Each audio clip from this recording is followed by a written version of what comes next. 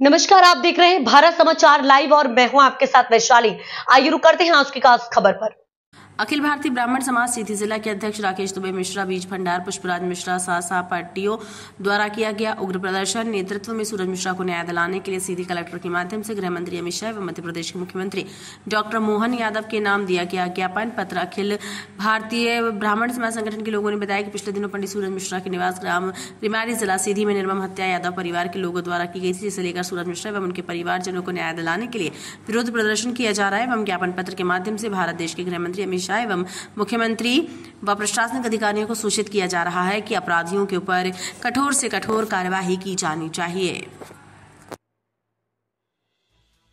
भारत छोड़ने के नारे लगाने वालों को जेल नहीं डाल रहे हैं। तो कानून और संविधान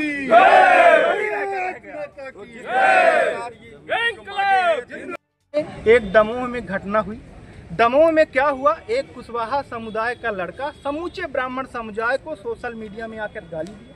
गाली देने के बाद जब ब्राह्मण समुदाय के लोगों के नज़र में वह वीडियो आया तो ब्राह्मण समुदाय के लोगों ने उनसे माफ़ी मंगवाई और वो लड़के ने बड़े हंसी खुशी से ब्राह्मण समुदाय से माफ़ी मांगी और चरण धोए। ठीक है, वहाँ मामला शांत हो गया। फिर कांग्रेस के वरिष्ठ नेता फूल सिंह बरैया, कांग्रेस के आपके सतना के विधायक सिद्धार्थ कुशवाहा, सीधी के सिहावल विधानसभा के पूर्व विधायक कमलेश्वर पटेल, ये सभी मिलकर और ओबीसी महासभा के कई नेता मिलकर वहां जातिवादी रंग देने लगे और उसके घर की घिराव कर लिए। किसके?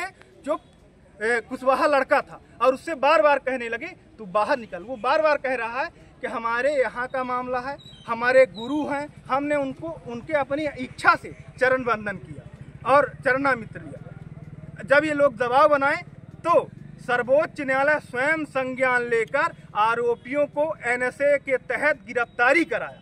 तो इस देश का सिस्टम जातिवादी रहे। अब यहाँ देखिए, एक ब्राह्मण की मौत हो गई, टांगा मारकर हत्या कर दिया गया, तो सर्वोच्च न्यायालय को कुछ नहीं दिखा और संज्ञान नहीं ले रहा। तो क्या इस देश का सिस्टम जातिवादी बनकर रह गया? आज यही सवाल बनता है। क्या मामला है?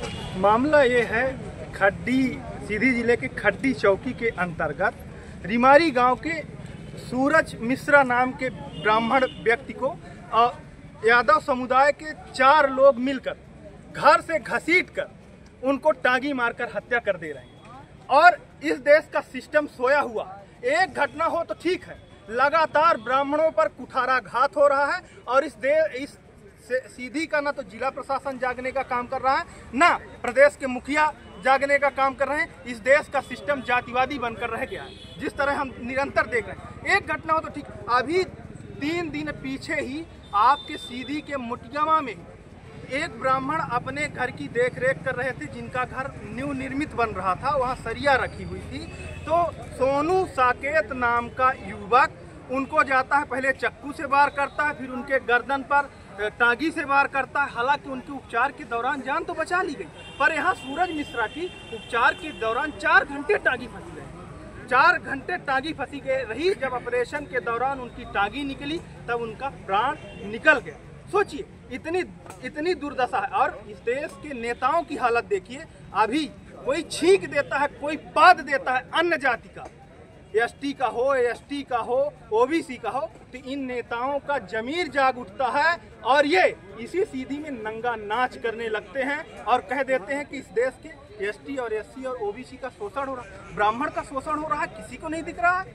ब्राह्मण जाए तो जाए कहाँ? आज चारों तरफ नारे लगाए जा रहे हैं, ब्राह्मण भारत छोड़ो। तो इस देश के जो कानून व्यवस्था है, चाहे उच्च न्यायालय हो, सर्वोच्च न्यायालय, कोई संज्ञान नहीं ले रहा, किसी को दिखाई नहीं दे रहा। बता दे भाई कि ब्राह्मण इस देश के अगर मूल निवासी नहीं है, इस देश में ब्राह्मणों के रहने का और जीने का अधिकार नहीं है, अगर ब्राह्मण वोट देने का अधिकारी नहीं है, ब्राह्मण वोट देता है तब भी इन लोगों को ये नहीं दिखाई दे रहा है कि ब्राह्मण की हत्या हो रही है, निर्मम तरीके की हो रही है। फिर भी कोई भी अभी अगर आरोपी इसी घटना में अगर ब्राह्मण टांगी मारकर हत्या करता तो आज इसी सीधी के चाहे सांसद जी हों, चाहे विधायक जी हों, चाहे पूर्व विधायक हों, चाहे कांग्रेस के नेता हों, सभी लोग इस सीधी में आज चारों तरफ बड़ा दंगे का माहौल होता और सभी नेताओं का जमीर जाग जाता। और अगर आरोपी ब्राह्मण होता तो आज बुलडोजर चल रहा होता और सब आज फांसी में लटके होते। पर यहाँ पीड़िता ब्राह्मण है और आरोपी ओबीसी वर्ग के व्यक्ति हैं, यादव समुदाय के हैं।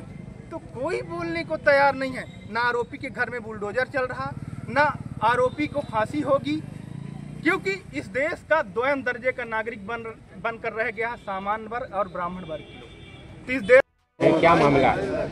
एक गरीब ब्राह्मण परिवार के ऊपर टांगी से हमला हुआ, उसकी मृत्यु हो गई। उसके घर में कोई नहीं, अकेला कमाने वाला था। कौन है, कहाँ का है, कैसे घटना घटी?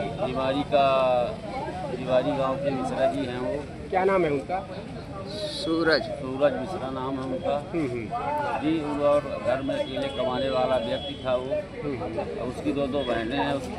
मैं उनसे मांग करता उसको मुआवजा दिया जाए, 2 करोड़ 1 करोड़, किसी को नौकरी है, घर में एक नौकरी दी जाए।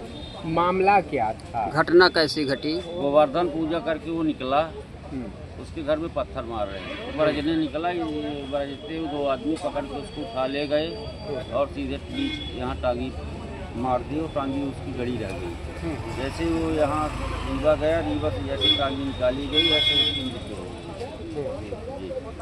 तो क्या इसके पहले भी कोई बात विवाद था? कोई बात विवाद उसका पहले हम लोग एक बार उससे किए थे बात विवाद। तो इसके बाद फिर गोवर्धन पूजा में उसने नहीं बुलाया उसको, यही बात को लेकर रंजिश उसने पैदा किया। और जैसे क्या कुछ मांगे हैं आपकी यहाँ? मैं मांगता हूँ कि उसको मुआवजा दिया जाए बेचारे गरीब को, ब्राह्मण को, और उसके घर वालों को एक नौकरी दी जाए। क्या नाम है आपका? मेरा नाम रजनीश पांडे राजा। कहाँ के हैं? मैं हनुमानगढ़ का हूँ। और उसमें मेरी सबसे बड़ी बात यह है कि आए दिन ऐसी घटनाएं हो रही हैं। यहाँ कानून व्यवस्था और प्रशासन के कोई किसी को भय ही नहीं है। हम कहते हैं सामने वाले ने भी, जो लोग तरह तरह की बात उठा रहे हैं, तो सामने वाले में भी गलती होगी तो उसको भी कानून व्यवस्था के हिसाब से कार्रवाई करनी चाहिए, ना कि किसी को पूजा पाठ जैसे अनुष्ठान में बाधा डाल के उसकी हत्या करने का हम विरोध कर रहे हैं। और मेरा निवेदन है कि ऐसे घटनाओं के लिए सभी समाज, मेरा ये संदेश सभी समाज के लिए है, सभी समाज को साथ में आने की ज़रूरत है। और किसी भी समाज के साथ ऐसी घटना अगर घटती है तो हमारा पूरा समाज उनके साथ में खड़ा रहेगा और खड़ा रहता। मेरा निवेदन है। और ये जो लोग सोए हैं, घर में अपने सो रहे हैं, इनको जागने की जरूरत नहीं, इनकी दुर्गत हो जाएगी। ये विनाश काले विपरीत बुद्धि, विनाश का समय जब आता है तो दिमाग काम नहीं करता। ये जो जिम्मेदार बैठे हैं इनका दिमाग काम नहीं कर रहा। मैं बस इतना ही कहना चाहता हूँ। इतनी इसी वाणी के साथ शब्दों के साथ अपनी वाणी को विराम देता हूँ। सांसद विधायक लगातार बोलते हैं कि हम बहुत सबके हितैषी हैं, लेकिन इस मामले में कोई मदद नहीं कर रहे हैं। रीजन यही है कि इन्हें सिर्फ जाति टंप खेलना है। ये जहाँ देखते हैं उस मुद्दे में बोलते हैं जिस जाति का वोट बैंक ज़्यादा है उस जाति के लिए बोलते हैं। आपने देखा होगा प्रवेश शुक्ला का मामला, इसी सीधी के, इसी चाहे कांग्रेस के नेता हो चाहे भाजपा के नेता हो, सभी ने एकजुट होकर प्रवेश शुक्ला का घर गिरवाने के लिए पूरी मेहनत कर ली, जद्दोजहद कर ली और अंतोगत्ता प्रवेश शुक्ला का घर गिरा।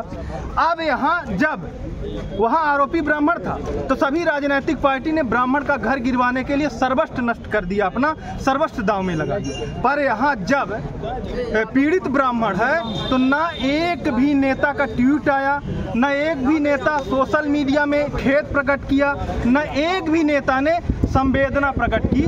आखिरकार क्यों? क्या इस देश में ब्राह्मणों का रहने का अधिकार नहीं? आज चारों तरफ यह नारा लगाया जाता है कि ब्राह्मणों भारत छोड़ो, और यही नेता श्रह देकर उन लोगों को कहीं ना कहीं फंडिंग दे रहे हैं। अगर फंडिंग नहीं दे रहे हैं तो इन पर कानूनी कार्रवाई क्यों नहीं होती?